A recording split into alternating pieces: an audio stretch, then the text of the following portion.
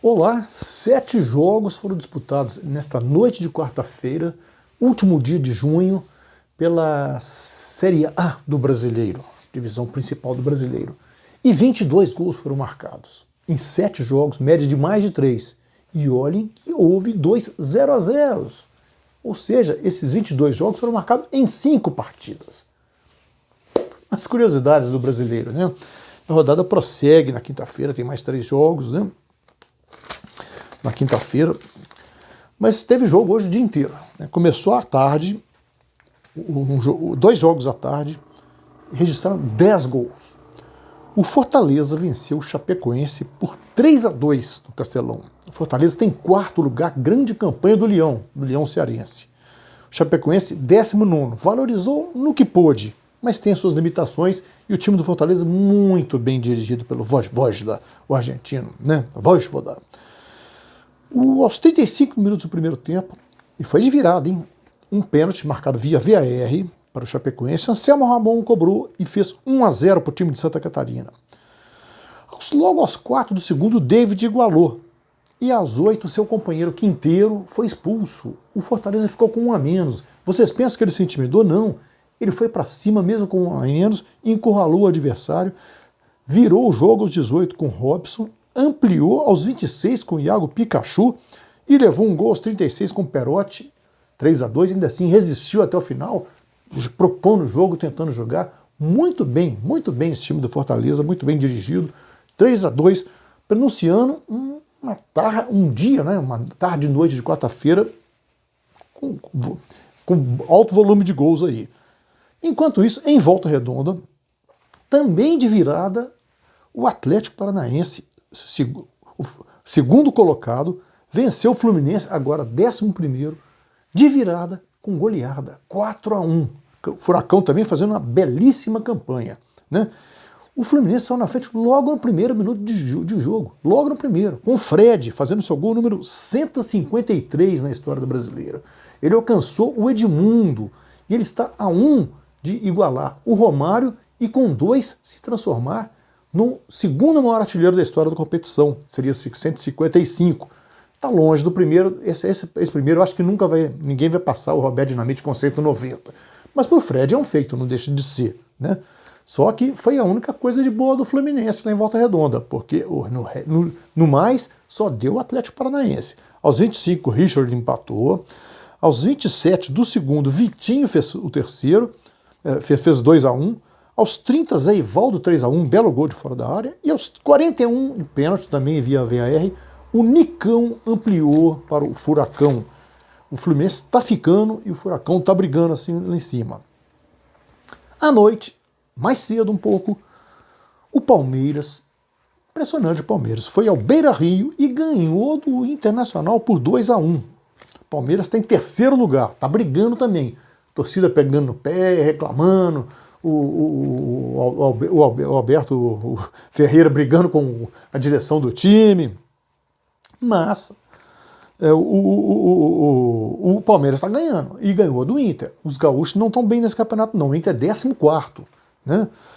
O Davidson fez 1-0 para o Palmeiras logo aos 9 minutos, desviando um chute do Rafael Veiga da esquerda.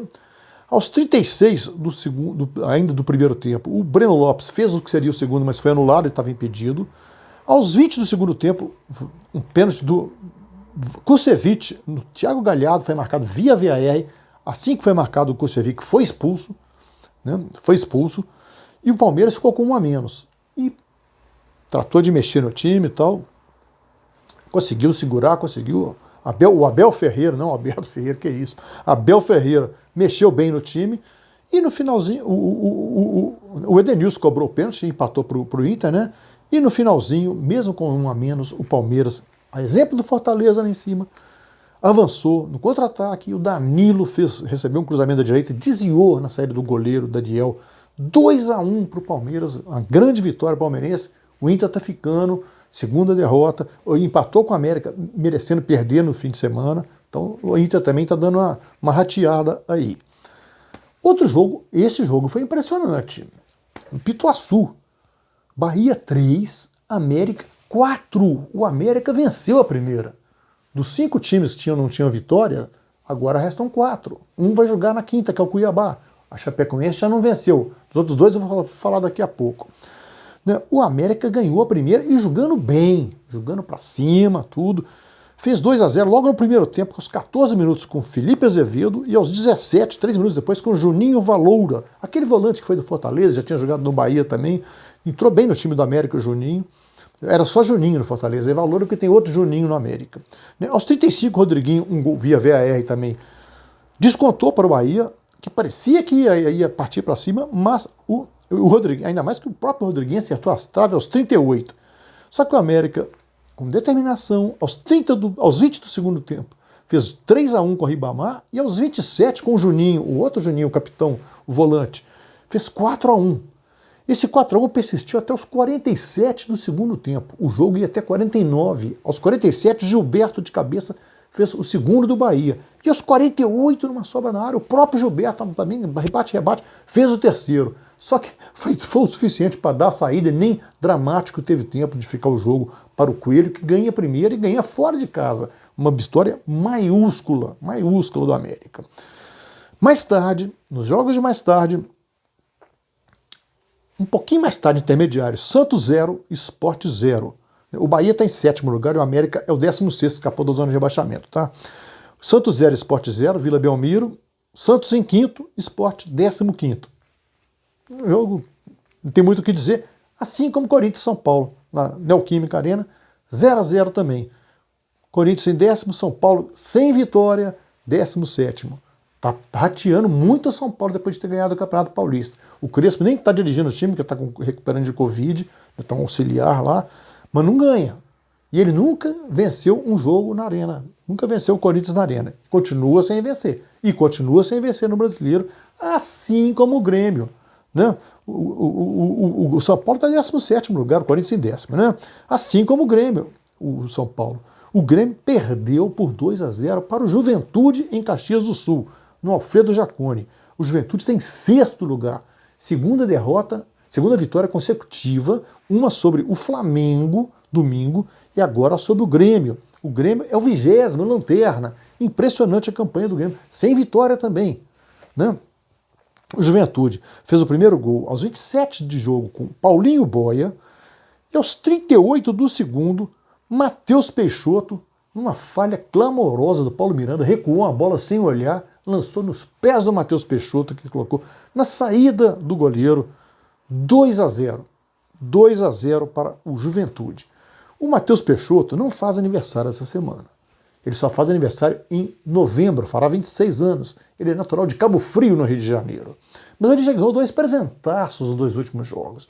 Domingo, no gramado encharcado do mesmo Alfredo Jaconi, o Mateuzinho foi sair jogando, rolou mal a bola parou na grama e ele veio, o Matheus Peixoto veio com oportunismo, chutou e fez 1-0, definiu a vitória da Juventude sobre o Flamengo.